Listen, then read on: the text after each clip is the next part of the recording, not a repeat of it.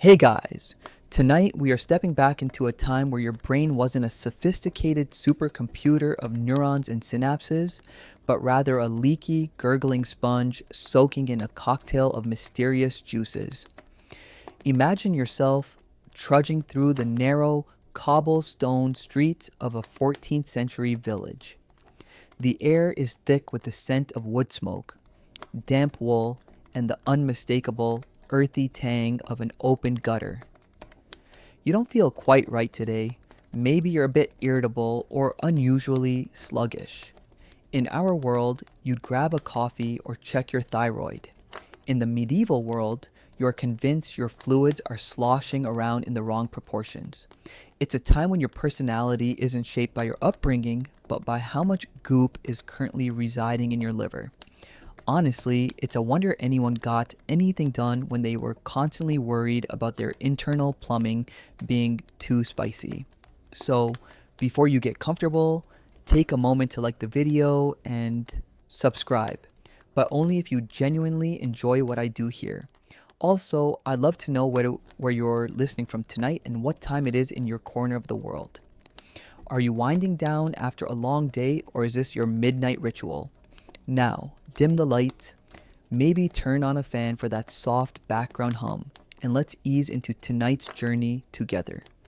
You find yourself sitting in a drafty wooden chair, the flickering candlelight casting long, dancing shadows against the stone walls of your small chamber. You feel a heaviness in your chest, a certain dampness of the spirit. To the medieval mind, you aren't experiencing a bad mood, you're experiencing a literal physical overflow. This is the world of humoral theory, a medical philosophy inherited from the ancients like Galen and Hippocrates, which dictated that the human body was governed by four distinct liquids: blood, yellow bile, black bile, and phlegm. Think of it as a biological version of a four-way Venn diagram where the sweet spot in the middle is health and everything else is a slow motion car crash of personality disorders. If you're feeling particularly aggressive and hot-headed today, congratulations, you're choleric, which means your yellow bile is currently pulling a hostile takeover of your gallbladder. If you're feeling upbeat but maybe a bit too impulsive, you're sanguine, and your blood is essentially throwing a party that your heart can't quite keep up with. It's like having a mood ring that's permanently bonded to your internal organs. The mainstream historical fact here is that this humoral system remained the undisputed foundation of Western medicine for over a millennium. It wasn't just a fringe belief, it was the big pharma of the Middle Ages. Physicians didn't look at your tongue to see if you had a virus. They looked at your complexion to see which fluid was winning the war for your soul. You might be told that your sanguine nature makes you a natural leader, but if you tip too far into it, you'll become a gluttonous mess. It's a very high stakes way to live, constantly monitoring the temperature and moisture of your own body as if you're a delicate sourdough starter. You'll have to balance the hot, the cold, the moist, and the dry. It's a bit like trying to maintain the perfect humidity in a cigar humidor, except the humidor is your ribcage and the cigars are your vital organs. There is an ongoing scholarly debate regarding the extent to which medieval peasants actually understood the complexities of humoral theory, or if they simply relied on folk traditions that mirrored these elite medical ideas. While the high-ranking doctors in Paris were writing Latin treatises on the cooling properties of lettuce, you, as a commoner, might just know that eating too many onions makes you angry hot. It's a fascinating overlap of high science and, trust me, my grandma said so, logic. To keep yourself balanced, you're told to eat foods that counteract your dominant humor. Feeling too cold and sluggish? Eat some ginger to fire up your phlegmatic belly. It's basically the world's first and most confusing diet plan, where the goal isn't weight loss, but making sure your liver doesn't get too soggy. A quirky tidbit that often gets lost in the shuffle is that even the seasons and the winds were tied to these humors. If a warm southerly wind blew into your village, People would genuinely panic that their blood would become too thin and they'd all catch a case of the sillies or worse. You'd see people shutting their shutters tight, not against thieves, but against the moist air that might unbalance their delicate internal ecosystem. You can almost smell the anxiety in the air, a mix of lavender sachets and the metallic tang of fear. You walk over to your wash basin, splashing cold water on your face. You've been told that cold water is a dry element, perfect for curbing a moist temperament. You look in the mirror, a polished piece of bronze, and wonder if your skin looks a bit too yellow. If it does, you're in trouble. That means the yellow bile is rising, and you might find yourself starting a tavern brawl over a spilled cup of ale before the sun sets. The logic of the time suggested that your very character was a liquid state. There was no true self hidden deep inside. There was only the current chemical composition of your torso. It's a strangely liberating thought in a dark way. If you're a jerk, it's not your fault. It's just your gallbladder being overachieving. You don't need a life coach. You need a bowl of cold cabbage. But this fluid-based reality also meant that mental health was a physical emergency. There was no distinction between a stomach ache and a midlife crisis. Both were caused by the same thing, an imbalance. You feel the rough wool of your tunic against your skin, a reminder that even your clothing choices are part of this medical dance. Wearing heavy furs in the summer wasn't just uncomfortable, it was considered a recipe for heating the blood to the point of madness. As you lie down on your straw-filled mattress, you can hear the distant lowing of cattle and the rhythmic tolling of a church bell. Your mind wanders to the black bile that the local barber surgeon warned you about. He told you that if you spend too much time alone in the dark, your body starts producing this thick, sludge-like substance that poisons the mind. This leads us into the darker, more visceral side of medieval psychology. The idea that sadness is a physical residue that needs to be manually removed. You imagine the barber's kit, the sharp, glinting razors and the small porcelain bowls.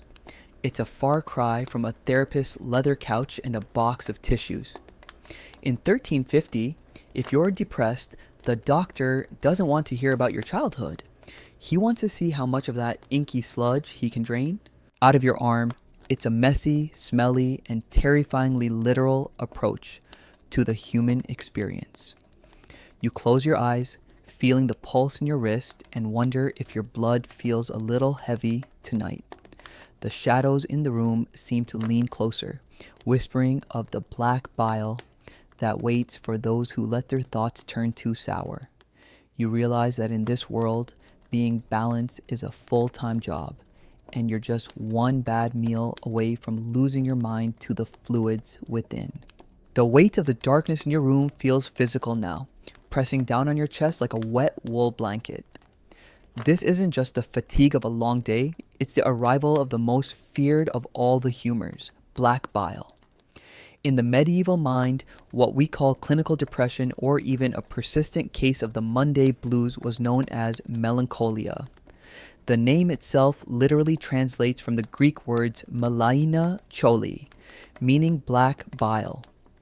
You aren't just sad, you're physiologically clogged with a thick, cold, and dry residue that shouldn't be there in such quantities. Imagine your body is like an old, neglected Victorian house, while the other humors, the blood and the yellow bile, are like the water and the gas running through the pipes. Black bile is the sludge that builds up in the U-bend of the sink. It's a gunk that makes everything smell slightly sour and move far too slowly. To the medieval doctor, you don't need a hug or a talk therapy session. You need a biological roto-rooter. Mainstream history tells us that this concept of melancholy was so pervasive, it defined the tortured artist archetype centuries before the first goth teenager ever put on eyeliner. If you were a scholar or a monk, having a bit of black bile was almost expected. It was the price you paid for being deep. But When it tipped over from pensive to paralyzed with gloom, it was treated as a plumbing disaster of the highest order. You lie there in the dark, feeling your limbs grow heavy and cold. You've been told that black bile is produced by the spleen, but when it overflows, it travels to the brain and coats your thoughts in a layer of dark, sticky soot. It's like someone took the vibrant, high-definition world of your daily life and turned the brightness and saturation sliders all the way down to 0.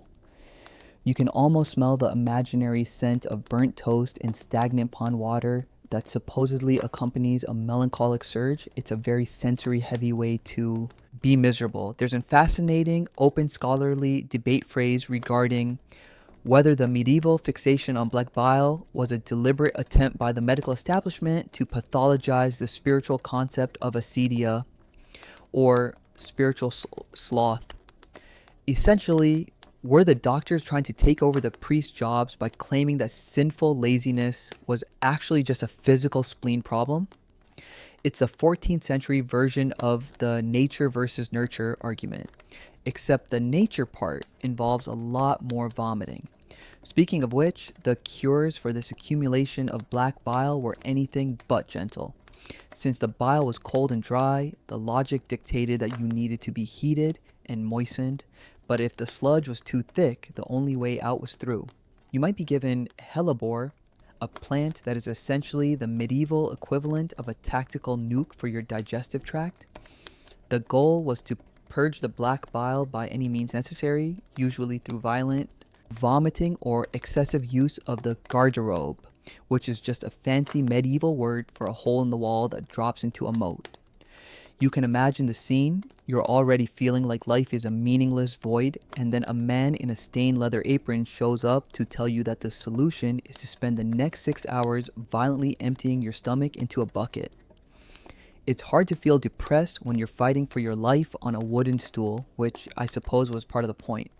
A quirky or fringe tidbit from the era suggests that some doctors believe black bile could become so concentrated that it would actually turn into a kind of internal coal that could spontaneously combust.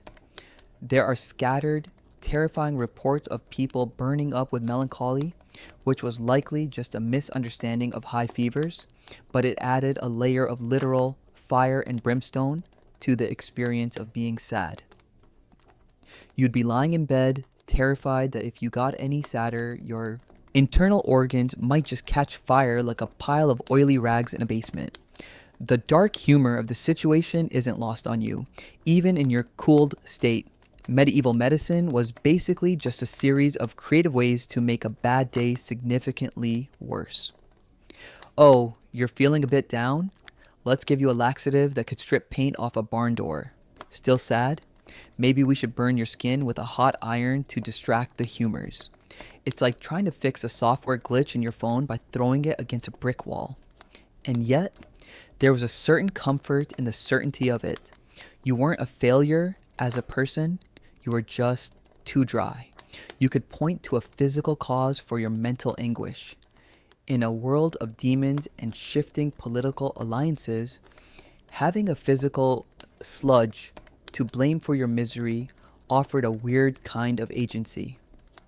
You could fight bile. You could purge it. You could bleed it out. You hear the wind whistling through the cracks in the stone, a cold, dry wind from the north that the local herbalist warned would settle the bile. You wrap your arms around yourself, trying to generate some of that sanguine heat. The air in your room feels thick, almost as if the black bile has escaped your body and is now filling the space around you like a physical fog. You think about the melancholic diet you've been prescribed. No beef, no lentils, and absolutely no aged cheese. Apparently, the more old and dry the food is, the more it encourages the sludge. It's the world's most depressing grocery list. You find yourself dreaming of a juicy, moist peach, but fruit is often considered too cold for a balanced mind. You can't win. You're trapped in a biological chess match where the opponent is your own spleen, and the spleen is currently winning by 3 pawns and a knight. The physical sensation of this melancholy is intense. You feel a tightness in your throat, a bitterness on the back of your tongue that tastes like oxidized copper. You've been told that this is the vapor of the black bile rising up to your brain. If you don't do something soon, the vapors will dry out your gray matter until it's as brittle as a piece of parchment left in the sun. This is where the true terror sets in. In the medieval mind, sadness wasn't just an emotion that passed. It was an acid that ate away at your capacity for reason. If you let the black bile sit for too long, you wouldn't just be sad, you'd be mad. You'd lose the spark of the divine that separates humans from the beasts. You look at your hands in the dim light, half expecting to see the veins turning black. The doctor is coming tomorrow morning with his leeches and his lancets, and for the first time in weeks, you're actually looking forward to the pain. At least the pain will be sharp and hot, a direct contrast to the dull, freezing heaviness of the bile. You realize that in 1340, the only thing scarier than the cure for sadness was the sadness itself, a literal dark tide rising within your ribs, waiting to drown the you that used to know how to smile. The morning light filters through your small, shuttered window in thin, dusty needles, illuminating the dance of soot particles in the air. You didn't sleep well. The heavy blood felt like lead in your veins all night, and your thoughts were stuck in that sticky black bile loop we talked about. There's a sharp, rhythmic rapping at your door. It's not the gentle knock of a friend, but the professional thud of the barber surgeon. You stand up, feeling a bit dizzy, what the medievals would call a swimming of the brain, and open the door to find a man who looks more like he's ready to butcher a hog than cure a human soul. He smells of old leather, sharp vinegar, and a faint metallic tang that you'll soon realize is the scent of his trade. He carries a wooden chest, and tucked into his belt is a roll of linen that has seen better days. This is your therapist for the morning. In 1340, if your mind is heavy, the solution is to make your body light. He doesn't ask you how you feel about your mother or if you've been stressed at work. Instead, he grabs your arm with a calloused hand, inspecting the veins like a gardener looking for a place to plant a row of turnips. Too much heat, he grunts. The blood is boiling toward the head. This is the mainstream historical fact that governed life for nearly 2 millennia. Bloodletting, or phlebotomy, was the universal Ctrl-Alt-Delete for the human body. Whether you had a fever, a broken heart, or a deep-seated clinical depression, the answer was almost always to open a vein and let the bad vibes flow out into a bowl. It's the ultimate medieval life hack, the one that involves significantly more scarring than a modern green smoothie. You sit in your wooden chair and he begins to tie a rough cord around your upper arm. You watch your veins bulge, turning a deep, angry purple, and you can't help but think that this feels less like medicine and more like a very poorly managed oil change. Before he reaches for the lancet, a small, terrifyingly sharp piece of steel, he pulls a crumpled piece of parchment from his pocket. This is the Zodiac Man, a diagram that looks like a person who has been used as a target for a cosmic dartboard.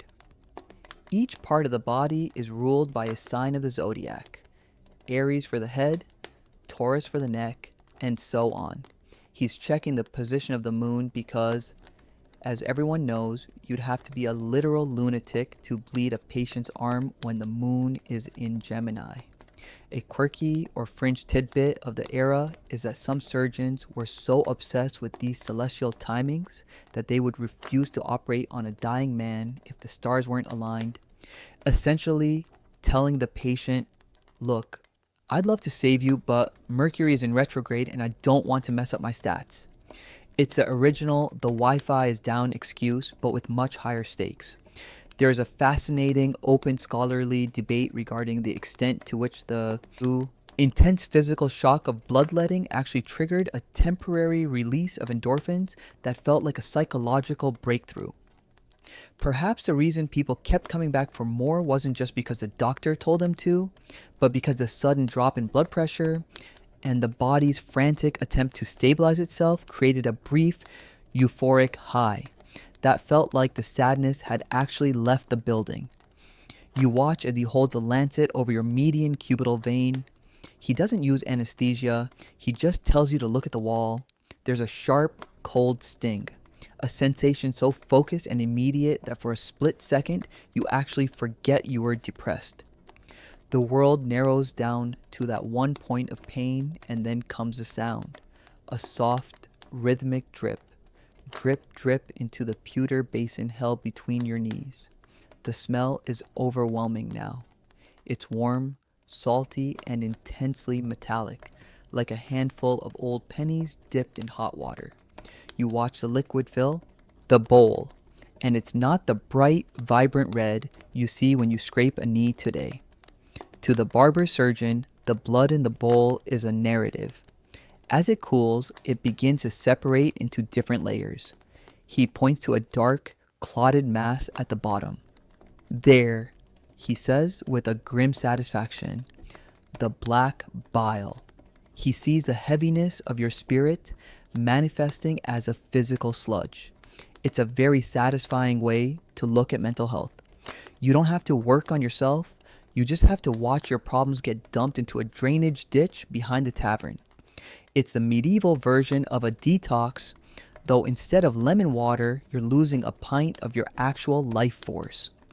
You start to feel a strange lightness, a floating sensation in your head that makes the room seem to tilt slightly to the left. The barber surgeon isn't just a butcher, though. He's a craftsman of the flesh. He talks to you while you bleed, offering the kind of casual banter you'd expect from a modern hairstylist. He tells you about the local gossip, who's been seen with whom, which merchant is diluting his wine, and for a moment, the dark humor of the situation strikes you.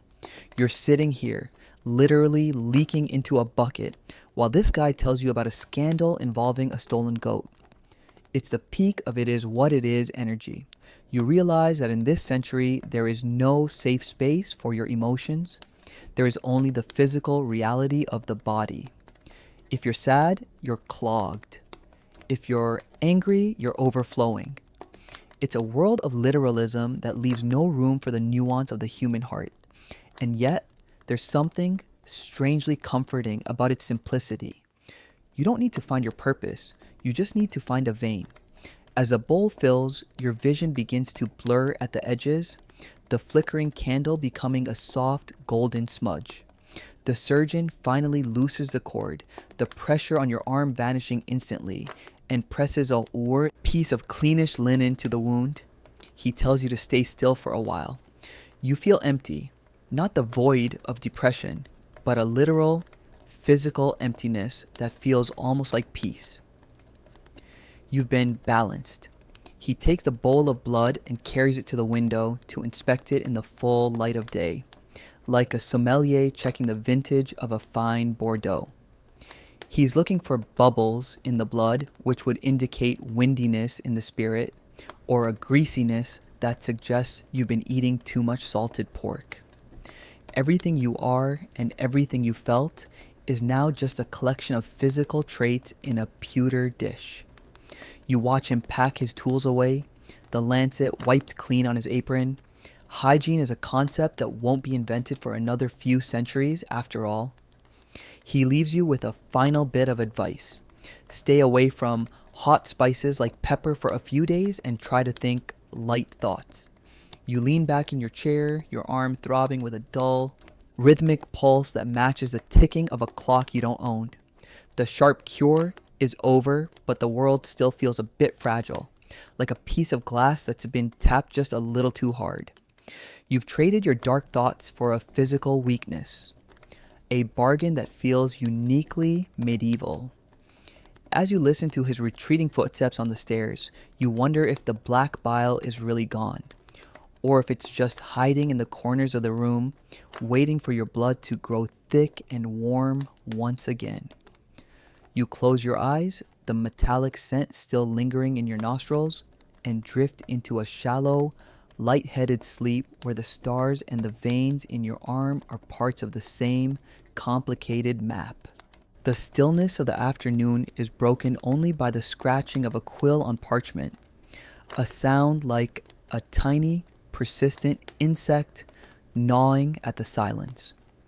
You've moved from the barber surgeon's chair to a small, cramped desk tucked away in the corner of a scriptorium. The air here is different. It doesn't smell of blood or vinegar, but of old, cured animal skins, the sharp tang of oak gall ink, and the dusty, sweet scent of beeswax candles. You are trying to study a Latin text on theology, your eyes tracking the dense black Gothic script. But there's a warning ringing in your ears, a piece of medical advice that every medieval student hears from day one. Be careful, because thinking too hard might actually kill you. In our world, we worry about student loans or a bit of eye strain. In the 14th century, you are genuinely concerned that your brain might catch fire if you analyze that sentence about the nature of the Trinity just one more time. Mainstream history tells us that the medieval medical community viewed the brain as an inherently cold and moist organ, a delicate sponge designed to stay damp and cool to function properly. When you engage in deep study, intense cogitation, or prolonged analysis, you're effectively turning on a space heater inside your skull. Every time you solve a complex logical puzzle or memorize a long passage of scripture, you are generating friction. This intellectual heat was believed to rise up from the heart, the seat of the passions, and bake the brain like a loaf of bread in a clay oven. If you don't take frequent breaks to stare blankly at a wall or eat some cooling lettuce, you risk drying out your gray matter until it becomes brittle, flaky, and ultimately useless. It's a literal interpretation of burnout that would make a modern corporate HR department look like a spa retreat. You feel a slight warmth behind your eyes, a tightening of the skin across your brow. To you, this isn't just a tension headache, it's the physical sensation of your brain's moisture evaporating into the ether. You imagine your thoughts as physical steam, escaping through your ears and leaving behind a parched, cracked landscape where your memories used to live. There's a fascinating, open scholarly debate regarding the extent to which the medieval fear of cerebral friction was a deliberate social control mechanism to prevent the lower orders from overeducating themselves and questioning the feudal hierarchy. If you tell a peasant that reading too much will turn his brain into a raisin, he's much more likely to stay behind the plow where it's safe and cool. It's the ultimate gatekeeping strategy, backed by a medical theory that sounds just plausible enough to be terrifying. A quirky or fringe tidbit from the annals of medieval university life suggests that some particularly dedicated students would wear wet sponges tied to their heads with linen strips while they studied. They weren't trying to be fashion forward. They were literally trying to water their brains from the outside in. You can picture a room full of aspiring theologians, all sitting in contemplative silence with soggy sponges dripping down their necks, desperately trying to keep their logic from reaching a boiling point. It's the kind of dark humor that only makes sense in a world where your IQ is tied to your hydration levels. You dip your quill into the ink, but your hand trembles. Is it the bloodletting from earlier, or are you already beginning to sizzle? The sensory details of the scriptorium become hyper-focused. The parchment under your hand feels dangerously dry, a rough surface that seems to mock your own internal state. You've been told that the spiritus animalis, the subtle vapors that carry messages from your senses to your soul, need a fluid environment to swim through. If you dry out the brain, those little messengers get stuck in the mud. You'll start to see things that aren't there, or worse, you'll stop being able to process the world entirely. This was the medieval explanation for why scholars often seemed eccentric or absent-minded. They weren't just preoccupied with high-level math, they were suffering from literal brain parching. You look at the monk across from you, his head nodding as he snoozes over a ledger. He's not being lazy, he's performing vital maintenance. He's cooling the engine. You've heard stories of famous doctors who, upon performing autopsies on renowned philosophers, supposedly found their skulls filled with nothing but a handful of gray dust that rattled like a dried walnut. It's a visceral, terrifying image. The idea that a lifetime of brilliance could end in a literal pile of ash inside your own head. You rub your temples, feeling the pulse there. In the medieval mind, the brain is divided into 3 ventricles or chambers, the front for imagination, the middle for reason, and the back for memory. You can almost feel the heat shifting from the front to the middle as you try to parse a difficult argument. You worry that if you push too hard, the middle chamber will crack, and your reason will leak out into your imagination, leading to the kind of madness that involves talking to invisible birds or believing you are made of glass. The dark humor of the situation lies in the irony. The very act of trying to understand your own mind is the thing that is most likely to destroy it. It's a biological catch-22. You want to be wise, but wisdom is hot, and being hot is deadly. So you find yourself performing a strange mental dance, trying to learn just enough to be useful, but not so much that you become a dry-brained lunatic. You reach for a small flask of watered-down wine, which the doctors say is a moist beverage that can help quench the intellectual fire. The taste is sour and thin, but you swallow it like it's medicine. You look out the window at the birds circling the cathedral spire, envying their simple, cool lives. They don't have to worry about the Aristotelian categories or the nature of existence. They just have to worry about finding a worm. As the sun begins to set, casting long orange streaks across the scriptorium floor, the heat in your head seems to subside, but the fear remains. You have been told that night air is particularly dangerous for scholars because a sudden cooling can cause the brain vapors to condense too quickly, leading to a heavy head or a frozen wit. You can't win.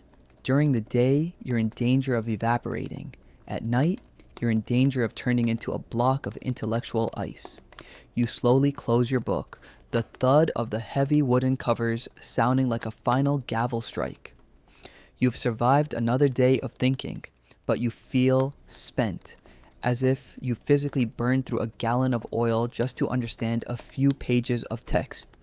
You stand up, your legs stiff, and realize that in 1340, the most dangerous weapon you could possess wasn't a sword or a mace, it was your own curiosity, a flickering flame that was always one deep thought away from burning your entire world down. The candles in the scriptorium have burned down to stubs, their flickering light casting grotesque, elongated shadows that seem to mock your exhausted posture. You are surrounded by walls of vellum and calfskin, thousands of dead animals repurposed into a labyrinth of knowledge that is now, quite literally, sucking the life out of you. Every book you open releases a tiny, invisible cloud of ancient dust, the pulverized remains of centuries of dry thought. You can feel that dust in your throat, in your nostrils, and most terrifyingly, in the very core of your mind. You have crossed the line from studious to symptomatic.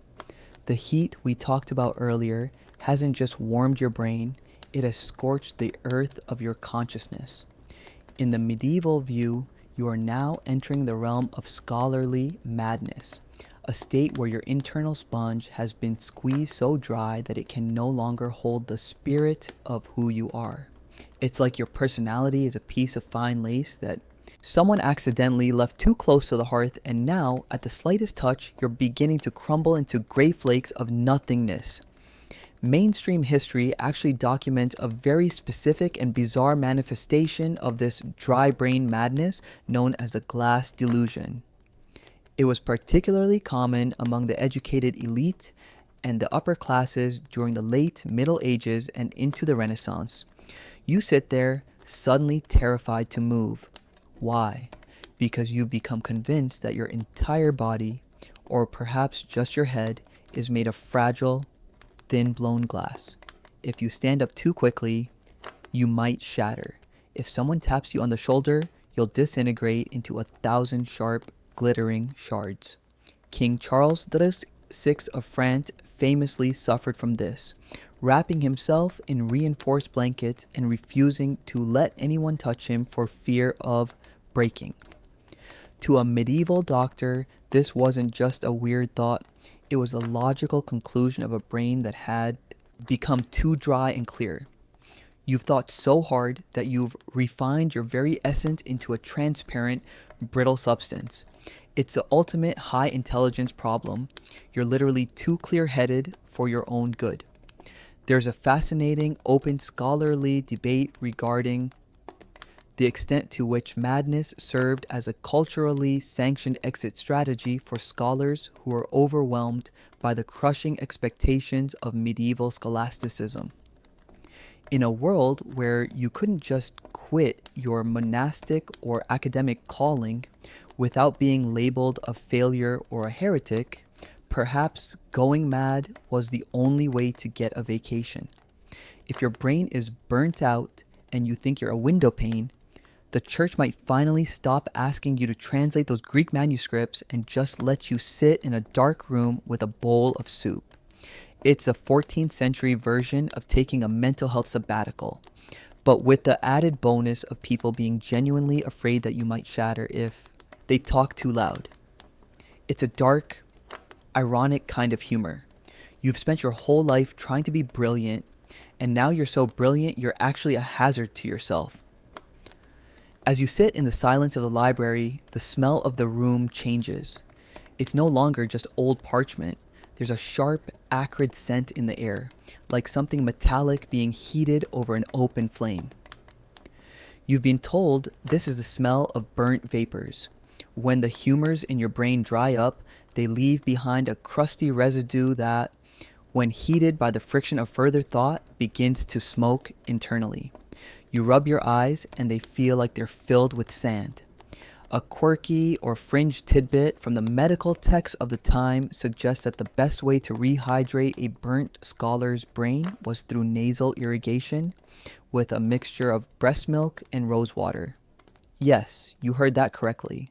The idea was that the nose provided the most direct pipe to the frontal lobes, and since breast milk was considered the most vital and moistening substance in existence, snorting it was the medieval equivalent of a high-tech cooling system for a mainframe computer. You can almost see the physician standing over you with a small silver funnel, ready to give your parched ego a milky restart. The dark humor of your situation is that you're essentially paying for your education with your sanity, and there are no refunds. Your brain has become a piece of intellectual beef jerky. You try to remember your mother's face, but the memory feels stiff, like a piece of old leather that's been left in the sun.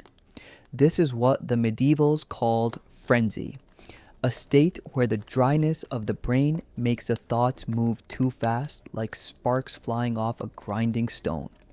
You're not just thinking, you're racing, but the tracks are made of sandpaper. You look at your hands, and they look pale and translucent in the moonlight. Are you turning into glass, or is it just the exhaustion playing tricks on your moist humors? In 1360, there's no way to know for sure. You're just one deep thought away from a permanent crack in your psyche. The physical environment of the library starts to feel aggressive. The silence is too loud. The shadows are too sharp.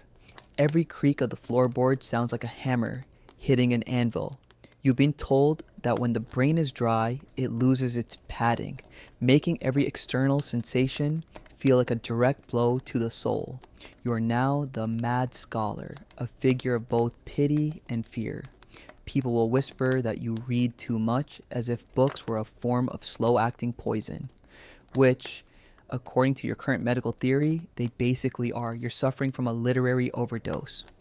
The only cure is to stop thinking entirely, to become phlegmatic and dull. But how do you turn off a mind that has been trained to question the very nature of God? It's like trying to put out a forest fire with a single thimble of rose water. You realize that your overthinking has created a literal drought inside your skull. You feel an intense craving for something cold, something wet. Not to drink, but to be. You want to crawl into a damp cave and live like a moss-covered stone.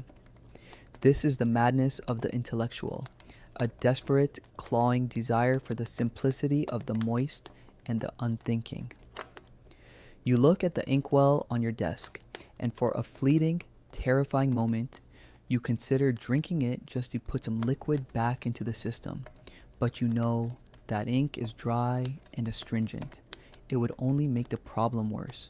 You're trapped in a desert of your own making, surrounded by the very books that led you here. The irony is as thick as the dust on the shelves. As you finally stand up, moving with the slow, exaggerated care of a man made of fine crystal, you hear a faint clink in your head. Is it a loose thought, or is it the first crack in the glass? You walk toward the door, leaving the dangerous library behind, but you know the dryness follows you. It's in your bones, in your breath, and in the way you now look at the world, as a place far too sharp for someone as fragile as you've become. You find yourself hoping for rain, not for the crops, but because you hope the moist air might seep through your pores and give your brittle brain a few more hours of life before it finally, inevitably, shatters into a million silent pieces. You are the victim of your own curiosity. A man who thought so hard he forgot how to be liquid, and in the medieval world, that is a death sentence for the soul. You step out from the parched, dusty silence of the scriptorium and into the cool, clinging embrace of the evening mist. The transition is jarring. After hours of worrying that your brain might turn into a handful of dry ash, the damp air feels like a physical weight against your skin. In the medieval mind, this shift from the dry world of the library to the moist world of the domestic sphere isn't just a change in weather, it's a crossing of the most fundamental border in human existence, the divide between the masculine and the feminine. If men were seen as the sun, hot, dry, and structurally sound, women were the moon. You are entering a realm that is, quite literally, defined by its humidity. To the medieval doctor, a woman wasn't just a person with different anatomy, she was a biological swamp, a fragile vessel that was perpetually cold and damp.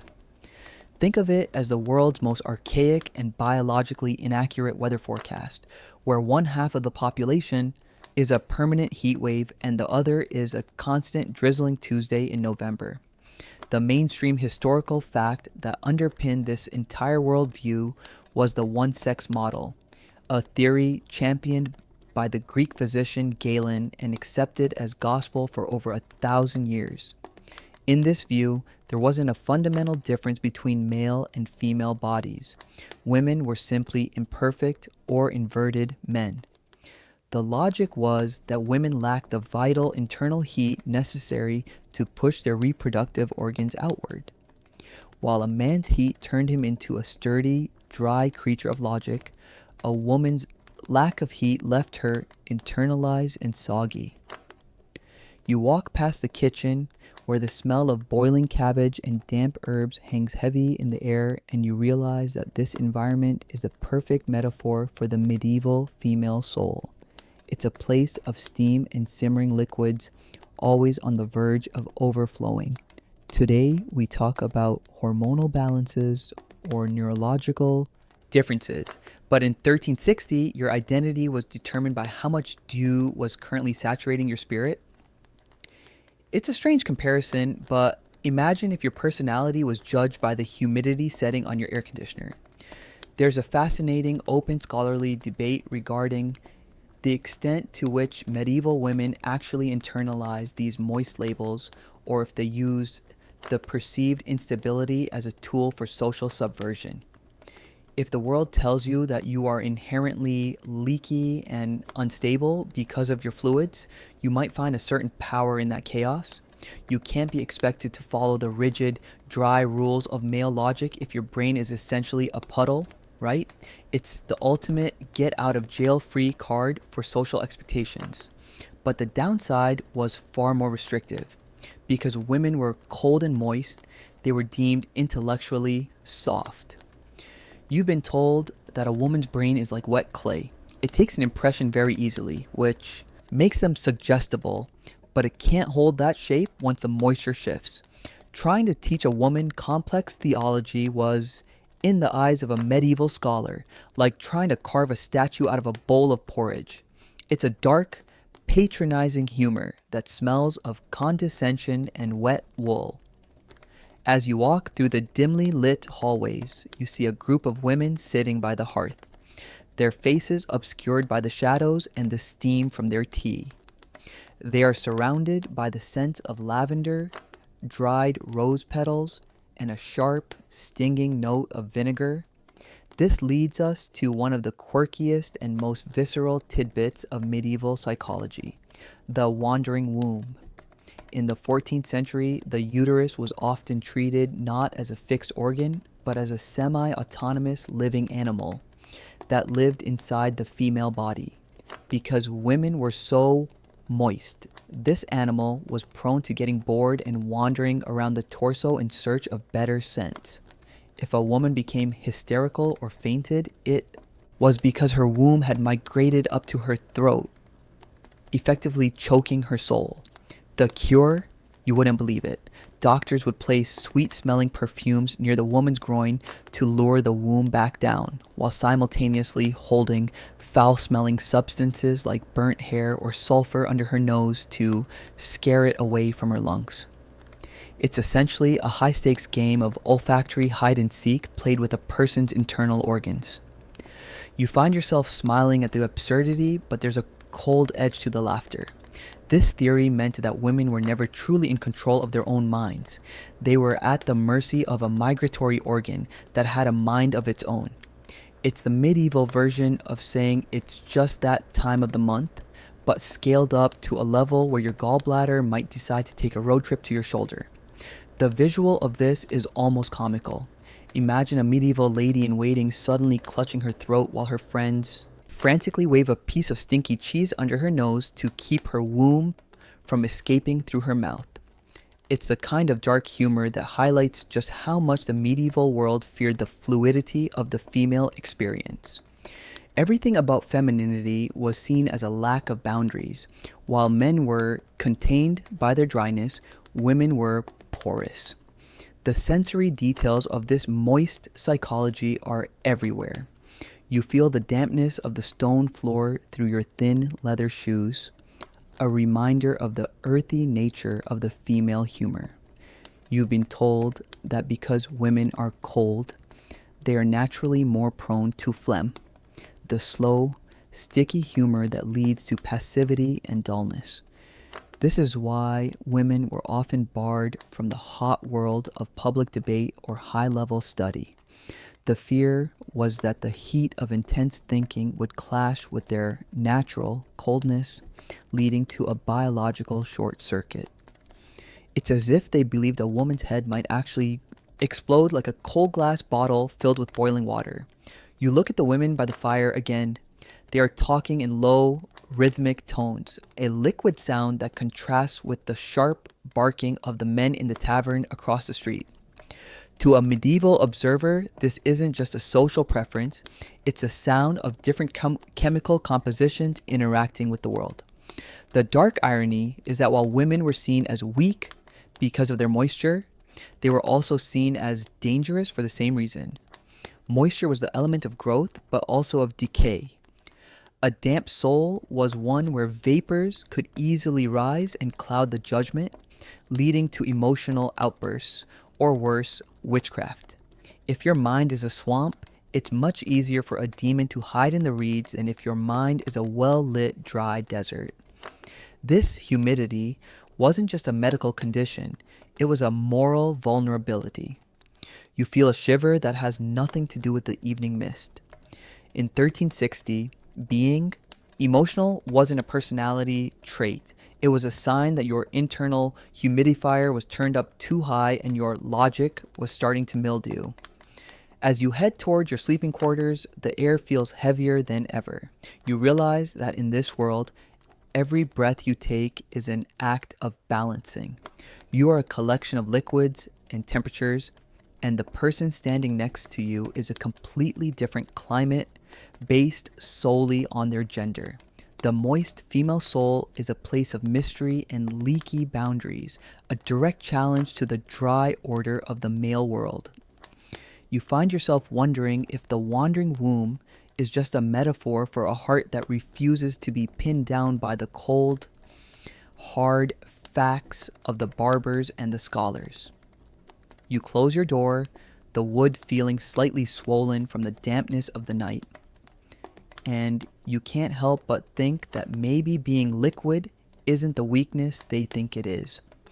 But in the medieval mind, stability is dry and the moist world is a place where anything can happen, and usually does, at the most inconvenient time possible. The dampness we spoke of doesn't just stay in the air. In the medieval mind, it seeps into the very structure of the soul, creating a psychological architecture that is fundamentally different for men and women. You are sitting in a quiet corner of a great hall, watching the flickering firelight play across the tapestries. To your left, a group of men are locked in a heated debate over property rights, their voices sharp and dry as they wield logic like broadswords. To your right, the women are engaged in needlework, their conversation a soft, flowing stream of social navigation. You have been told since birth that this isn't just a matter of education or preference, it is a biological necessity. You are observing the fragile vessel in action. In 1370, the female intellect is viewed through the lens of its softness. If a man's mind is a sturdy oak chest designed to store hard facts, a woman's mind is more like a fine silk purse, beautiful perhaps, but incapable of holding anything heavy or sharp without tearing. The mainstream historical fact that dominated this era's psychology was the Aristotelian idea that the female is a female by virtue of a certain lack of qualities. Specifically, she lacked the heat required for the highest form of human reason, logic. Because she was cold and moist, her brain was thought to be too soft to retain the rigid shapes of syllogisms and mathematical proofs. Imagine trying to stamp a seal into warm butter instead of cold wax. The impression might take for a moment, but as soon as the temperature shifts, the image smears and vanishes. This is why women were considered fickle or changeable. It wasn't a character flaw, it was a physical limitation of their soggy gray matter. It's like trying to run the latest high-end graphics software on a damp piece of toast. The hardware simply isn't built for the heat of the processing.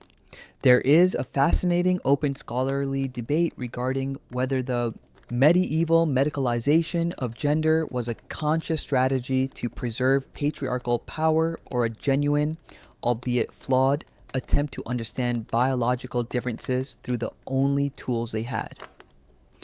Were the doctors of the Sorbonne truly convinced that a woman's moisture made her incapable of understanding Latin grammar? Or were they just looking for a scientific sounding excuse to keep the library doors locked? Either way, the psychological impact was profound. You see a young woman pause her stitching, her eyes fixed on a book of hours.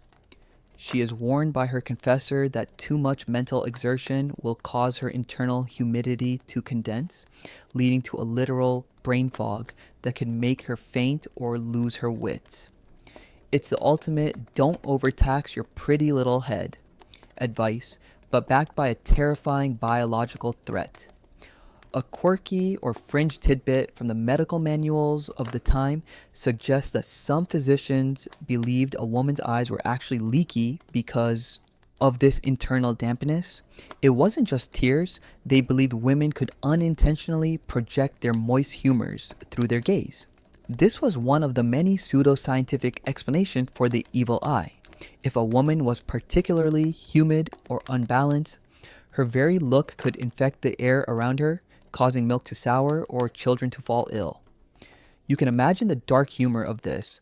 A medieval woman accidentally ruining a perfectly good batch of cheese just by glancing at it while she was feeling a bit too cold and damp. Sorry about the brie, Jacques. My humors are just really active today. It's the kind of absurdity that makes you realize how much the medieval world feared the uncontrolled nature of the feminine spirit. The sensory details of this fragility are everywhere. You smell the cloying sweetness of the rose water the women use to cool their temples, a direct contrast to the acrid, hot smell of the men's ink and sweat. You feel the softness of the world when you are in the company of the moist gender. To the medieval psychologists, this environment is a literal dulling of the intellect. They believed that if a man spent too much time in the company of women, his own dryness would be compromised. He would become effeminate, his brain softening until he too was incapable of the sharp thinking required for law or war. It's a biological contagion theory where logic is a delicate state of dehydration that must be protected at all costs. You watch a nobleman lean away from a lady's fan as if the very air she's moving toward him might carry the dampness of her inferior reasoning. The dark irony is that this fragility was also seen as a form of moral vulnerability. Because a woman's mind was soft, it was believed to be more porous to the influence of the supernatural. Demons, being vapors themselves, found it much easier to slip into a moist brain than a dry, fortified one. This created a psychological landscape where women were simultaneously innocent because they were too simple to be truly hot and wicked, and dangerous because they were leaky vessels for the devil. You feel a prickle of unease as you watch the shadows dance on the wall. In this world, your very biology determines how much of you is actually you, and how much is just a playground for wandering humors and opportunistic spirits. It's a terrifying lack of agency, wrapped in the language of protection and nature. You hear a sudden burst of laughter from the men's side of the room, a loud, dry sound that seems to cut through the humidity like a knife. One of them is making a joke about a learned woman, a figure of ridicule in the medieval imagination. A woman who tries to be dry and logical is seen as a biological freak, someone who is fighting her own nature. They joke that her womb must be shriveling up from all that brain heat. It's a cruel, dark humor that serves to police the boundaries of the mind. You realize that in 1370, your mental health is essentially your gender performance. If you are a woman who is too logical, you are medically unbalanced. If you are a man who is too emotional, you are soggy. The logical limits aren't just social rules, they are the walls of a psychological prison built out of fluids and temperatures. As the evening winds down and the fire burns low, you see the women begin to pack away their silks. They move with a certain practiced grace, a fluidity that you now recognize as a physical manifestation of their humoral identity. You find yourself wondering what it must be like to live in a world where your own thoughts are treated as vapors that might evaporate at any moment. You feel a heaviness of the moist air in the hall, a lingering scent of lilies and damp stone. You realize that the fragile vessel isn't just a metaphor for the body, it's a description of a mind that is never allowed to be solid. As you prepare to leave, you look back at the empty chairs, the space still feeling heavy with the unspoken limitations of the night. You're moving toward a different kind of instability now, a different kind of frenzy that the medieval world feared even more than the softness of the female brain, the disease of romantic love. But for now, the dampness holds you in a quiet, suffocating embrace, a reminder that in this world, being solid is a privilege of the dry, and everyone else is just drifting in the mist. You are standing in the middle of a bustling medieval market square, the air a thick, chaotic soup of smells, the sweet, cloying aroma of overripe apples, the sharp, acidic tang of cheap ale, and the ever-present, heavy scent of unwashed wool and livestock. Your heart suddenly hammers against your ribs like a trapped bird, and your breath catches in your throat. You've just spotted someone, maybe a merchant's daughter with sunlight catching the gold of her hair, or a young squire with a certain tilt to his shoulders. In the 21st century, we'd call this a crush, or perhaps a bit of butterflies. We might tell you to go for it or swipe right, but in the year 1375, as you stand there feeling faint and slightly nauseous, the people around you aren't smiling at your romantic awakening. They are looking at you with genuine clinical concern. You aren't in love. You are falling ill. To the medieval mind, romantic passion isn't a Hallmark card, it's a biological emergency. Called amor heroes or heroic love, and it is considered a potentially fatal pathology. Mainstream history shows us that medieval physicians took lovesickness as seriously as we take a severe case of pneumonia or a clinical anxiety disorder. It was classified as a specific form of melancholy, a malfunction of the brain's imaginative faculty. The theory was that when you looked at your beloved, their image entered your eyes as a vapor and traveled straight to your heart, where it became fixed. Your heart then overheated, sending scorched vapors up to the brain, specifically the frontal lobe, which is responsible for estimation. Essentially, your internal ranking system for what matters in life has been hacked. Instead of focusing on God, your family, or your crops, your brain has decided that this one specific human being is the only thing that exists. It's like a medieval computer virus that has locked your entire operating system on a single high-resolution image of a girl named Beatrice. You're not smitten. Your hardware is failing. There's a fascinating open scholarly debate regarding the extent to which love sickness was a legitimate biological condition or a performative social script used by the aristocracy to prove they were more refined and sensitive than the common folk. If you were a peasant, you were probably too busy not dying of famine to have a medical crisis over a crush. But if you were a knight or a noble, being sick with love was a badge of honor, a sign that your spirit was so delicate it could be derailed by a single glance. It's the original first world problem, though with significantly more leeches involved. You look down at your hands and notice they are trembling. Your skin has taken on a sallow, yellowish tint, what the doctors call citrine. You haven't slept in 3 days because every time you close your eyes, that fixed image in your brain starts glowing like a hot coal. You find yourself sitting on a stone bench near a fountain, the cool spray of water doing nothing to quench the fire in your chest. A local physician walks by, stops, and looks at you with a pitying expression. He doesn't ask if you've asked a person out. He asks if you've had a regular bowel movement recently. This brings us to a quirky or fringe tidbit of medieval diagnostics. The pulse test. Inspired by ancient stories, medieval doctors would often sit with a patient and take their pulse while casually listing the names of various people in town. When the doctor mentioned the name of your beloved, your pulse would supposedly jump and skip like a startled horse. It's the world's first lie detector test, but instead of catching criminals, it was used to catch people who were simping too hard for their own biological good. Aha!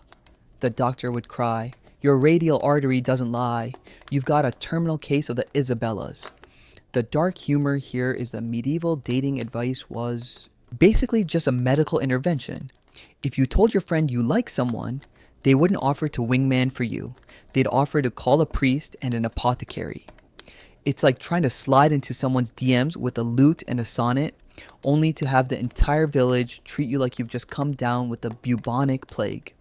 You're not goals, you're a biohazard. You start to realize that the butterflies in your stomach are actually viewed as corrupt vapors, eating away at your stomach lining. The comparison to modern times is startling. Today, we celebrate the madness of love as the peak of the human experience. In 1375, that same madness was seen as a literal loss of reason, a state that brought you closer to the animals and further from the divine. You are losing your humanity one heartbeat at a time. The sensory details of your illness are becoming overwhelming. You feel a constant dull ache in your temples, a heaviness behind the eyes that makes the world look blurred and indistinct.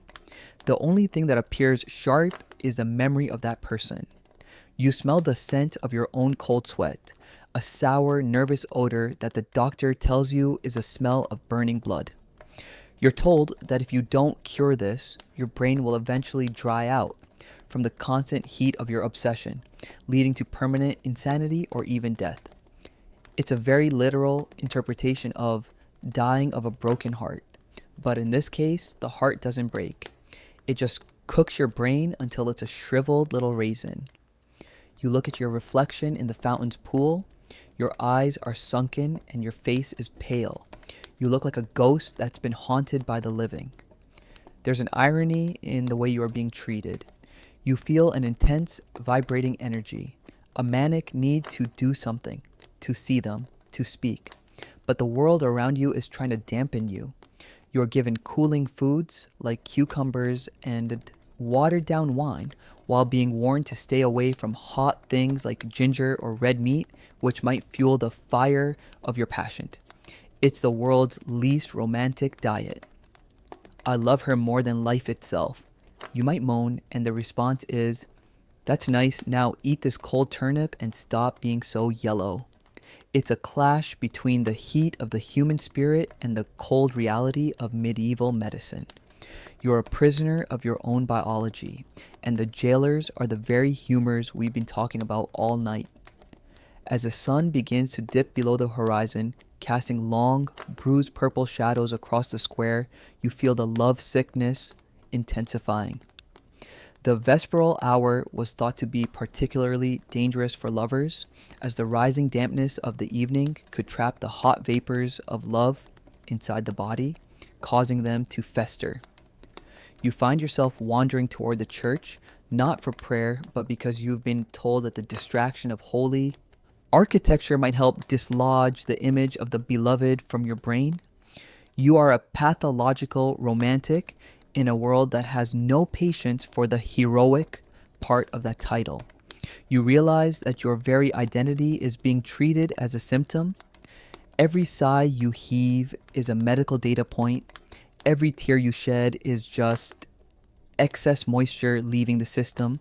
You're about to enter the treatment phase, and if you thought the diagnosis was bad, the cures are going to make you wish you just stayed home and focused on your turnip farming.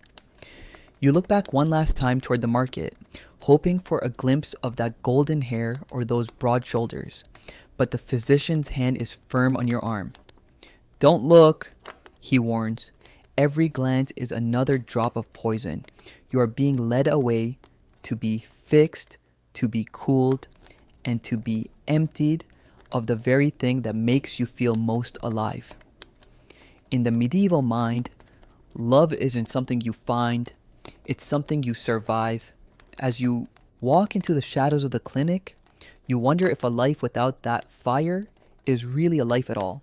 But the sharp, medicinal smell of the doctor's bag is already beginning to drown out the memory of your beloved's perfume. The physician leads you down a damp stone corridor, the flickering torchlight casting long, spindly shadows that look like the grasping fingers of a memory you're trying to forget. You can still feel that hot pulse in your wrist, the rhythmic thrum of the fixed image that has hijacked your frontal lobe. But the doctor isn't interested in your feelings, he's interested in your temperature. In 1375, the cure for romantic obsession isn't a heartfelt conversation with a friend or a tub of ice cream. It's a rigorous, often brutal protocol designed to shock your humors back into their proper, boring alignment. You're about to experience the medieval version of getting over someone, which, unfortunately for you, doesn't involve a glow up or a new hobby, but rather a cold down that would make a modern polar bear plunge look like a warm bubble bath. The mainstream historical fact regarding medieval lovesickness is that the treatment was divided into 3 stages: cooling the body, distracting the mind, and, if those failed, evacuating the humors. You are brought into a room dominated by a large, copper-lined tub filled with water that looks suspiciously like it was just hauled out of a frozen well. The physician gestures for you to strip off your heavy wool tunic.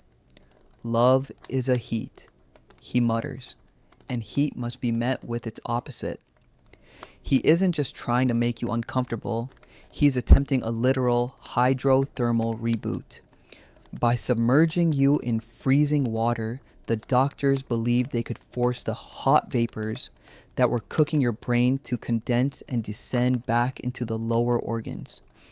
It's the world's most intense ice bucket challenge, but the only charity you're supporting is your own sanity. You step into the water and the breath is punched right out of your lungs. Your skin turns a mottled, angry purple, and for a glorious, terrifying second, you actually forget the color of Isabella's eyes because you're too busy wondering if your heart has actually stopped. There's an ongoing, fascinating, open scholarly debate regarding whether the distractions prescribed for lovesickness were actually effective psychological grounding techniques or merely physical exhaustion masquerading as a cure. After the bath, you aren't allowed to go back to bed and mope. Instead, you are prescribed labor. Not the do some light gardening kind of labor, but the go dig a ditch until you can't feel your arms kind of labor. The logic was that if you were physically depleted, your body wouldn't have the spare energy to maintain the luxury of a romantic obsession. Your prescription is essentially go outside and touch grass, but the grass is freezing and someone is throwing a shovel at you. You find yourself in the fields, the smell of damp earth and manure replacing the scent of lavender and longing. The dark humor of the situation is that you're being told to forget your ex by essentially becoming a manual laborer for the local parish. It's a very effective, if somewhat extreme, way to stop writing bad poetry. A quirky or fringe tidbit from the medical texts of the time, such as those by the Persian physician Avicenna, which heavily influenced the West, suggests that if labor and cold water didn't work, the doctor should resort to foul distractions. This included bringing in an old, ugly woman, usually described in the most misogynistic terms imaginable, to sit with the patient and describe the filth and gore of the human body. The goal was to break the fixed image of the beloved by associating it with something repulsive. It's a 14th century version of thinking about something gross to keep from getting too excited, but scaled up to a professional medical service. Imagine sitting in a dark room while a professional shocker describes the contents of a slaughterhouse floor just to make you stop thinking about a girl's smile. It's the ultimate aversion therapy, and it probably worked, if only because you were too nauseous to feel romantic. The sensory details of these cures are visceral.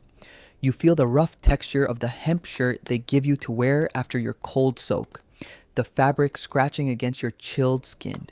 You smell the sharp, medicinal scent of cooling herbs like camphor and lettuce seeds that you are forced to eat in large quantities. To the medieval mind, lettuce was the ultimate anti-aphrodisiac because of its cold and moist properties. You're essentially being put on a diet that is designed to turn you into a human cucumber, passive, hydrated, and completely devoid of any spicy thoughts. You look at a bowl of bland boiled grains and realize that the medieval world treats passion like a spice that has gone bad. You don't need more flavor in your life. You need to be as unflavored as possible. If these gentle methods failed, the barber surgeon from the earlier section would be called back for an encore performance. If the image of the beloved was still fixed in the brain, it meant the blood was still too hot and thick. You'd be bled from the basilic vein in the arm, which was thought to be directly connected to the liver and the heart. The distraction cure is like being told to forget your ex by reorganizing your neighbor's entire barn, but with the added bonus of losing a pint of blood while you do it. You feel the familiar sting of the lancet, the metallic scent of your own passionate blood filling the room. You're being drained of the very fuel that your love was burning. It's a literal emptying of the self. You watch the red liquid swirl in the basin and wonder if the love is leaving with it, or if it's just making more room for the cold, gray exhaustion that is starting to take over. The dark irony is that the medieval world recognized that love was a delusion, but their way of breaking the spell was to replace it with a different kind of misery. You aren't healed so much as you are subdued. You walk through the village with a dull expression, your steps heavy and slow. People nod in approval. You look balanced. You look healthy. You look like a man who hasn't had a romantic thought in weeks, mostly because you're too tired and too cold to care about anything but the next meal. The heroic love has been defeated by the unheroic reality of leeches, cold water, and manual labor. You realize that in 1375, the pursuit of happiness was often seen as a symptom that needed to be medicated into oblivion. As the sun sets, casting a long, cold shadow over your small room, you lie down on your bed. Your skin is cool to the touch and your mind feels thin, like a piece of parchment that has been scraped clean. The fixed image is still there, tucked away in a corner of your memory, but it no longer has the heat to burn you. You've been cured. You feel a strange, hollow peace, the scent of camphor, still clinging to your breath. You are a survivor of your own emotions, a veteran of the romantic pathology. But as you drift into a dreamless sleep, because dreams were also seen as a sign of active humors that needed to be suppressed, you wonder if the sickness was actually the only time you were truly awake. You've traded the fire for the frost, and in the medieval mind, that is the greatest victory of all. You are no longer a lover, you are just a body, perfectly balanced, perfectly cold, and perfectly, tragically alone. The cold water and the shocker might have dampened your physical passion, but now, as you lie in the heavy, ink-black silence of your room, a new territory of the mind opens up, the realm of dreams. In the 14th century, sleep is in a passive state where your brain sorts its files. It is a dangerous, porous boundary where your internal humors meet the external spiritual world. You close your eyes, and immediately the darkness behind your lids begins to swirl with vivid, terrifyingly real imagery. You aren't just dreaming about a giant hound chasing you through a forest. You are receiving a dispatch. To the medieval mind, dreams are not projections of the subconscious. They are either biological reports from your organs or, more significantly, telegrams from the divine or the demonic. If you see a bright light, it might be an angel. If you see a goat with too many eyes, you've probably got a direct line to a lower circle of hell. Or, if the doctor is to be believed, you just ate too much spicy eel before bed. Mainstream history shows that the medieval world relied heavily on dream keys or oneirocritica, manuals used to decode these nocturnal visions. These weren't used for self-discovery, but for survival and prophecy. If you dream of losing a tooth, it doesn't mean you're worried about your appearance. It means a relative is going to die. If you dream of flying, you're not feeling free.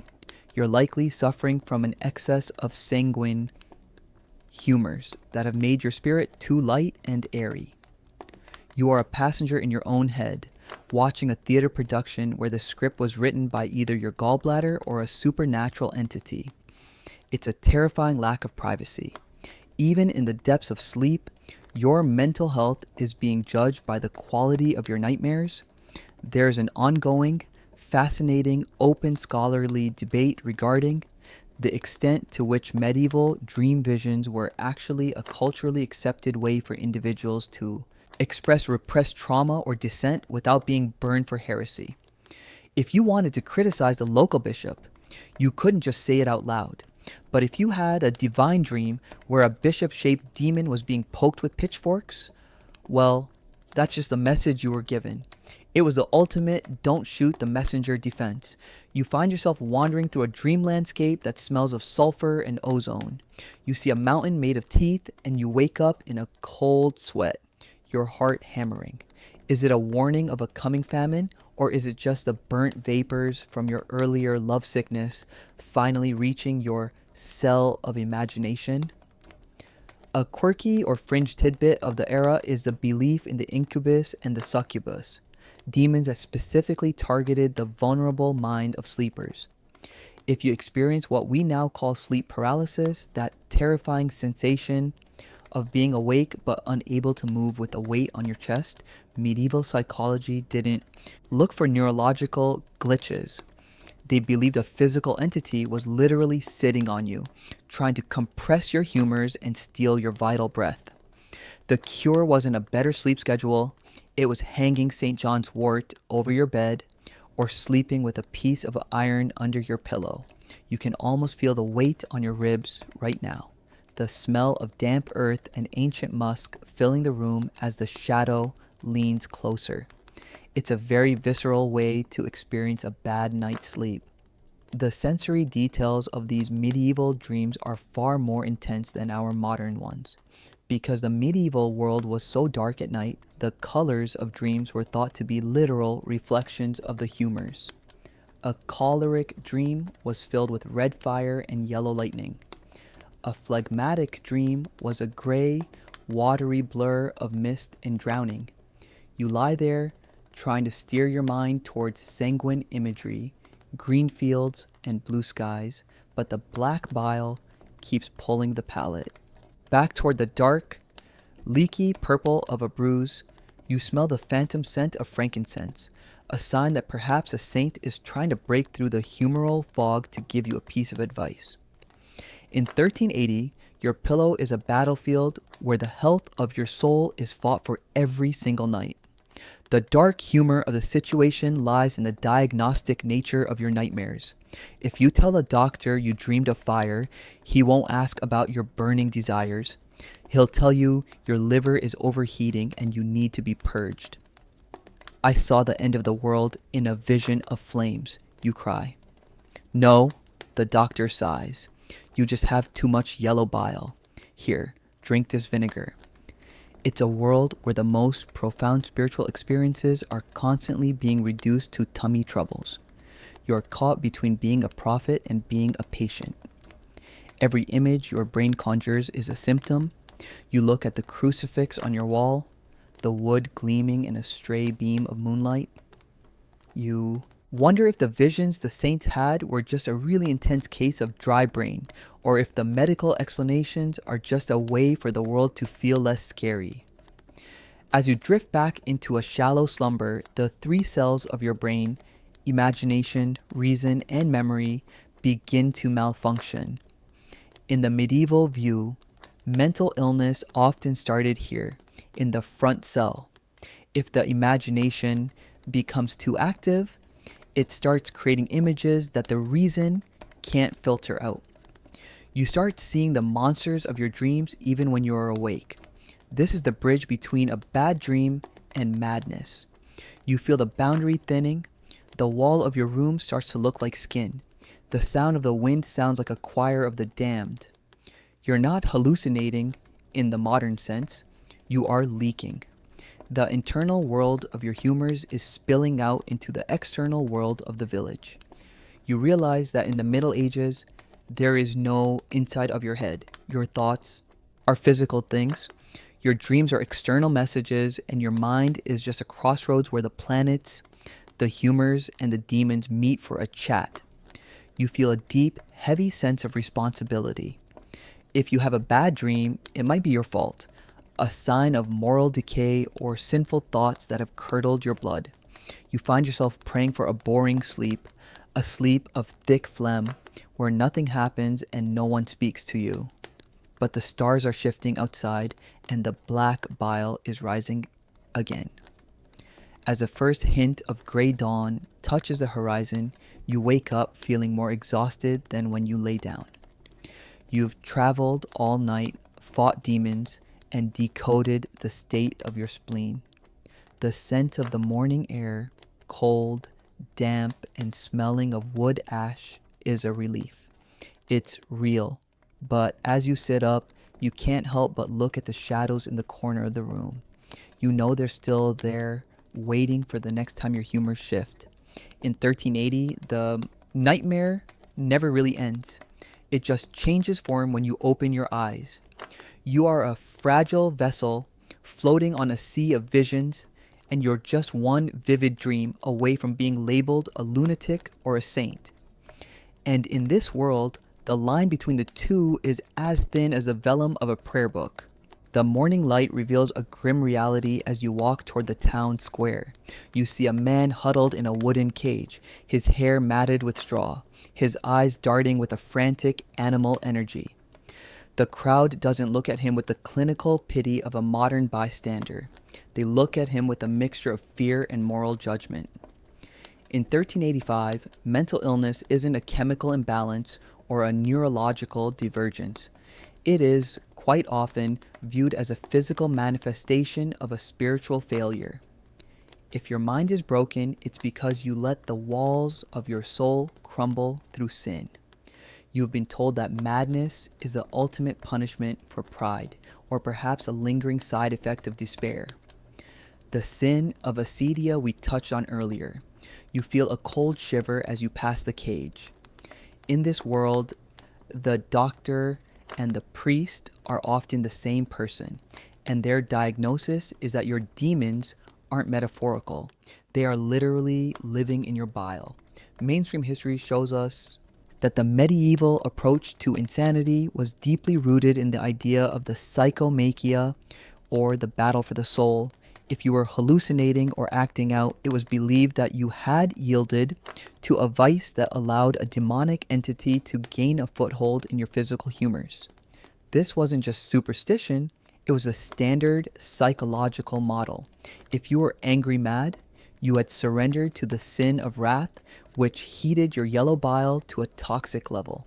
If you were sad mad, you had given in to envy or sloth, allowing black bile to stagnate in your heart. You aren't suffering from a condition, you are losing a war. It's a terrifyingly high-stakes way to view a mental breakdown.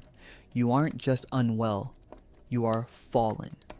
There is a fascinating open scholarly debate regarding the distinction between medical madness caused by humoral imbalance and spiritual madness caused by demonic possession. How did a medieval judge or priest decide if someone needed a laxative or an exorcism? Often the answer was both. If the body was dirty with humors, it provided a house for the devil.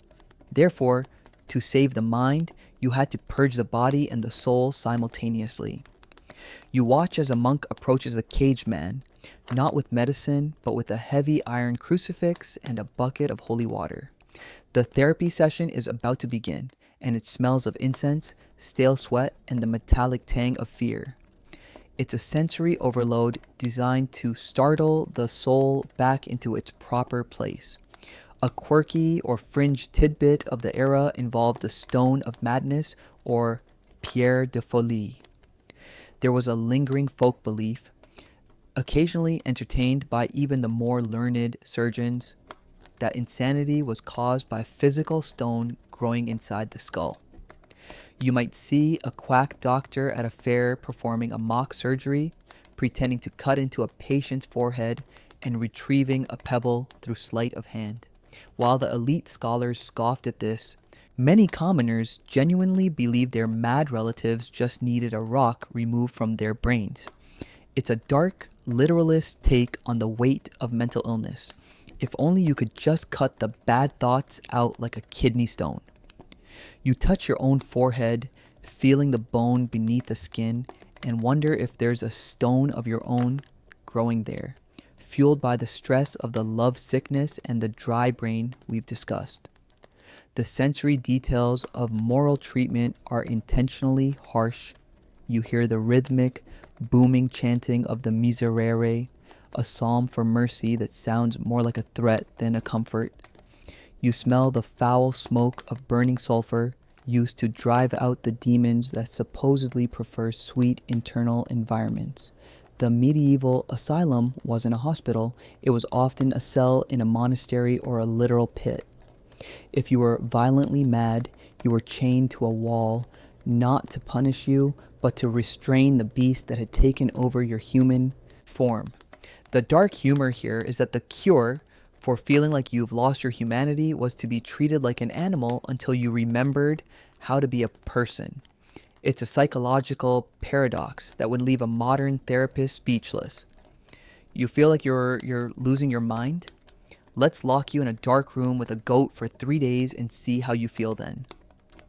You realize that in 1385, guilt is a physical substance.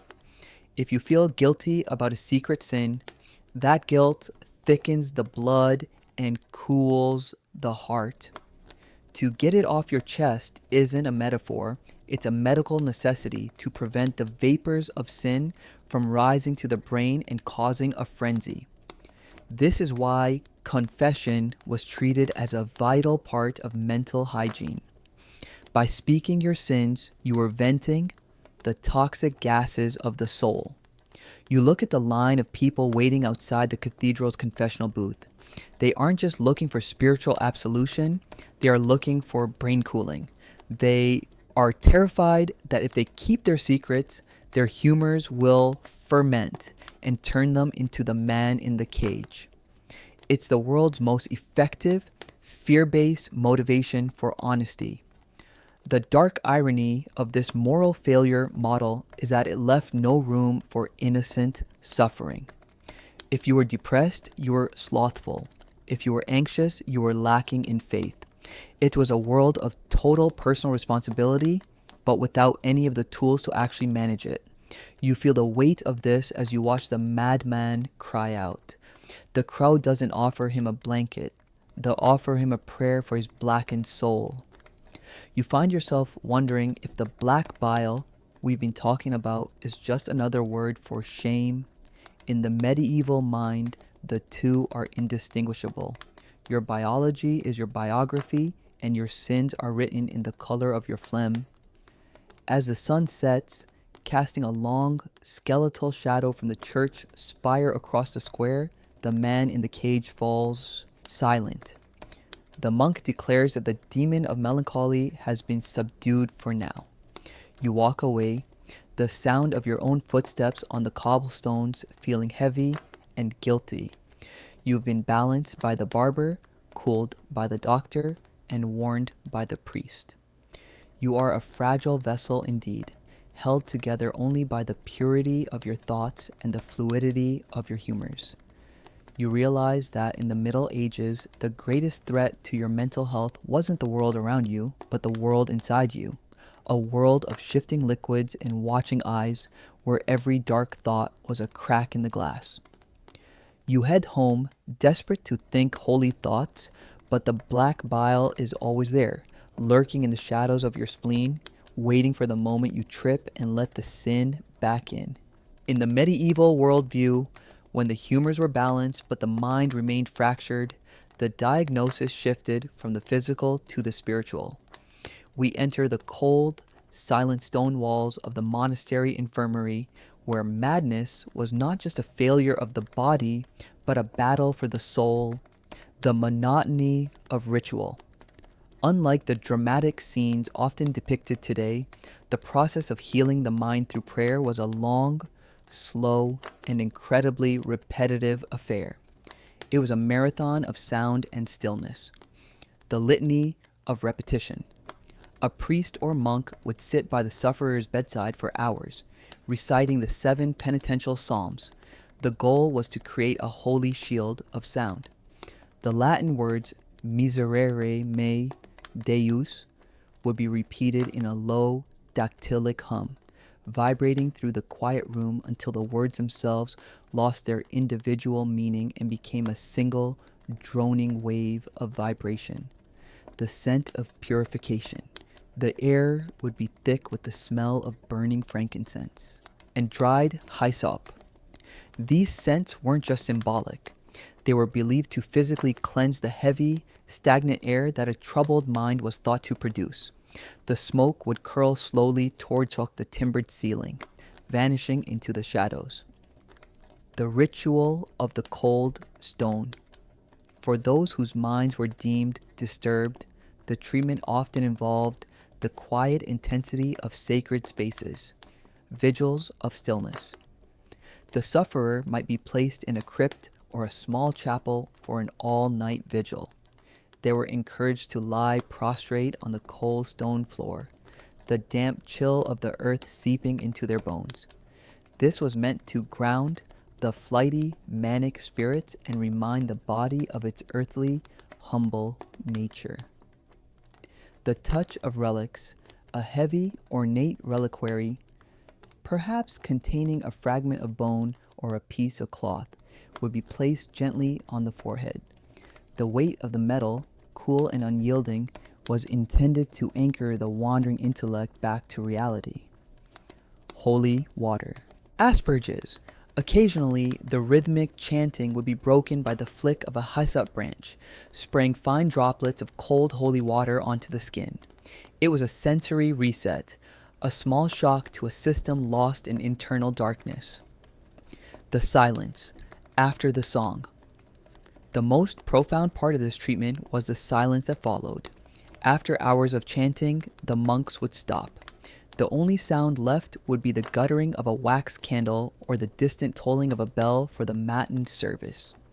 In that silence, the insane were expected to find a vacuum where their inner turmoil used to be, replaced now by the heavy, suffocating peace of the church. Everything was slow. Everything was deliberate. The world outside ceased to exist, leaving only the patient, the prayer, and the infinite patience of the stone walls. The candles are burning low, and the monks have retreated into the shadows, their footsteps echoing softly on the cloisters. In the medieval mind, you were not an isolated island. You were a microcosm, a tiny reflection of the macrocosm or the great universe. It was believed that at the exact moment of your first breath, the positions of the stars and planets stamped an indelible blueprint upon your spirit. Your personality was not your own. It was a gift or perhaps a burden from the heavens.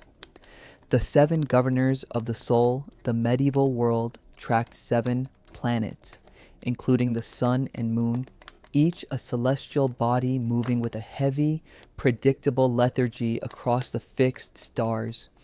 Each one was thought to cook your spirit in a different way. Saturn's cold shadow. If the planet Saturn, the great malefic, was dominant, your spirit was cast in lead. You were destined for a life of slow, contemplative melancholy. Your thoughts moved like thick sludge, heavy and deep, making you a natural scholar but a weary soul. Jupiter's golden reach. A spirit mapped under Jupiter was expansive and warm. You were filled with sanguine cheer, your heart beating with a steady, rhythmic confidence that mirrored the planet's majestic orbit. The moon's shifting tides.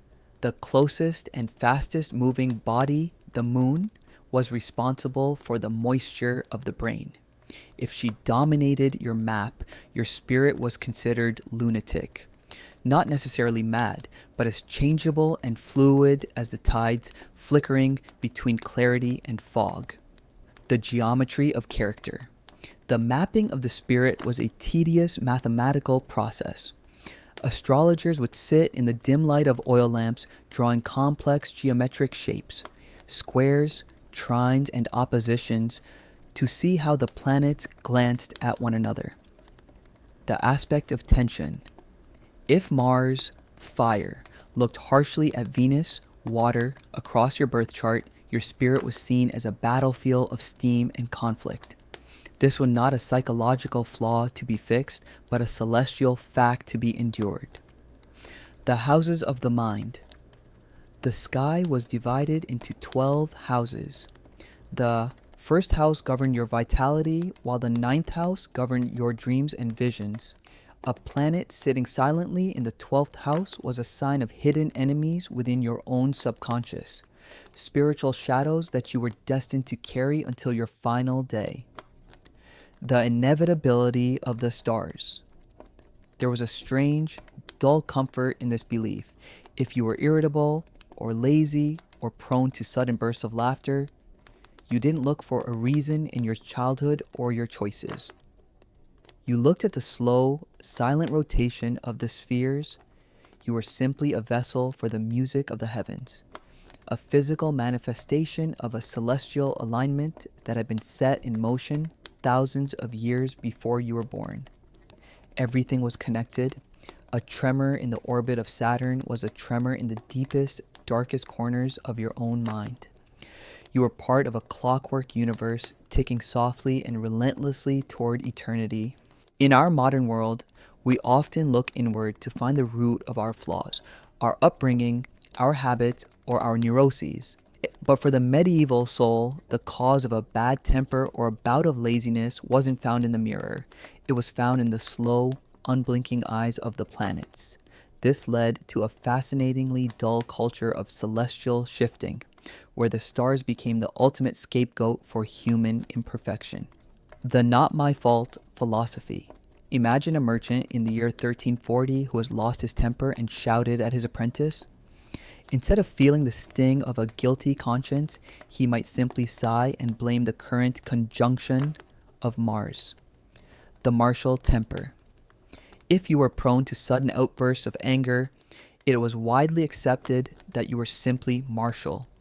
Mars, the red planet of iron and heat, had exerted too much influence during your birth, or was currently transit through a sensitive house in your spirit. Your anger wasn't a choice, it was a celestial overflow, the jovial indulgence. If a monk spent too much time enjoying the abbey's finest ale and honey cakes, he wasn't necessarily a glutton. He was simply under the expansive, generous influence of Jupiter. To resist such an influence was seen as nearly impossible, like trying to stop the tide with a wooden spoon. The alibi of the zodiac. The 12 signs of the zodiac provided a pre-written script for bad behavior. People didn't try to change their personalities, they simply categorized them. The stubbornness of the earth signs. A person born under Taurus wasn't being difficult on purpose, they were merely manifesting the heavy, fixed earth quality of their sign. Their refusal to listen to reason was treated with the same weary acceptance one gives to a boulder blocking a path. The fickleness of the air signs. If a lover was unfaithful or indecisive, it was often shrugged off as a Gemini influence. The spirit was simply too light, too airy, and too divided to stay in one place for long. The astra inclinant loophole. There was a common Latin phrase used by the more intellectual medieval thinkers. Astra inclinant, sed non obligant. The stars incline, but they do not compel. While this was meant to preserve the idea of free will, in the sleepy, everyday reality of life, most people ignored the second half of the sentence. It was much easier to believe that your lethargy was a Saturnine fog rather than a lack of discipline. It created a world where people were remarkably patient with each other's flaws. If everyone's bad behavior was dictated by the same cold, distant spheres, there was no use in getting too upset about it. Life was simply a series of celestial events unfolding through human bodies. A quiet thought. Picture a medieval village at dusk. No one is rushing to self-improve. No one is reading books on how to be a better person. They are simply sitting by their fires, watching the first stars appear and accepting that they are exactly who the planets commanded them to be. There is a profound, albeit lazy, peace in that surrender. The planets continue their slow, silent grind through the houses of the sky, dragging our personalities along behind them like shadows. As we transition, imagine the four humors within you finally finding a state of perfect modern stillness. The black bile, the phlegm, the blood, and the yellow bile are no longer turbulent seas or plumbing disasters. They are simply part of a quiet, biological harmony that requires no intervention from a barber surgeon. The dissolving of celestial weight. Feel the invisible threads of the planets, the cold pull of Saturn and the aggressive heat of Mars, slowly snapping and drifting away into the vacuum of space. You are no longer a microcosm mirrored in the stars. The sky above you is just a vast, beautiful expanse of physics and light, leaving you free to be exactly who you are in this moment, without any celestial excuses or cosmic burdens. The safety of the modern room. Notice the texture of your sheets. Unlike the rough wool or damp straw of a medieval bed, your bedding is soft, dry, and clean. The silence of science. In the medieval world, silence was often filled with the fear of demons or the weight of sins. Today, silence is just a space for your breath. There are no celestial telegrams to decode in your dreams and no moist or dry temperaments to manage. The quiet clarity of the present. As you leave the dusty libraries and the incense-heavy chapels behind, realize that the lethal activity of overthinking is no longer a medical emergency. Your mind can drift, wander, and even be still without the fear of your brain dehydrating or your soul becoming too damp. Release the rituals. You don't need the rhythmic prayers or the cold stone floors to ground you. Accept the modern self. Your internal struggles are not moral failures or the fault of a star-crossed birth. They are simply the soft, quiet echoes of a human life, handled with the kindness of modern understanding. The final grounding. The world of 2026 is waiting for you, but it isn't in a hurry.